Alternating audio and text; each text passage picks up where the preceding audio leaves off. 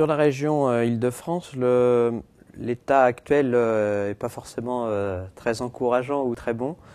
Ce qu'on entend, on a eu un premier trimestre 2016 plutôt moyen. Autant la fin d'année 2015 était assez dynamique, où on sentait qu'il y avait de l'activité, autant le premier trimestre redémarre très doucement pour l'ensemble de la profession. Sur la politique de grands travaux, en Île-de-France, on en a un et qui est de taille puisqu'on parle des chantiers du Grand Paris.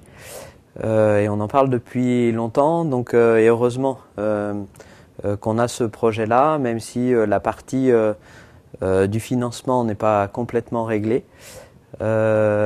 Puisqu'on l'attend. Il y a quelques chantiers qui ont démarré, ça démarre doucement et on devrait voir une accélération sur le deuxième, troisième ou sur la fin d'année 2016.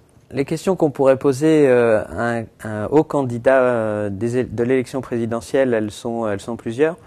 La première, ça serait ce que le DLR a entrepris, notamment au niveau de la réforme de la TVA, qui est une bonne chose, et ça serait d'aller jusqu'au bout de ce projet.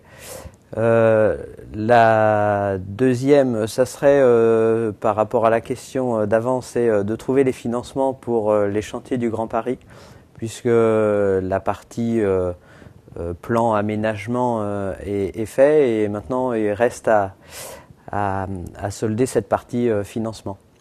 Ça serait donc la deuxième chose. Et puis les deux autres points, ça serait peut-être dans certains cas simplifier toute la lourdeur administrative qu'on peut avoir quant à un démarrage de chantier ou un suivi de chantier qui est assez pesant en termes d'organisation.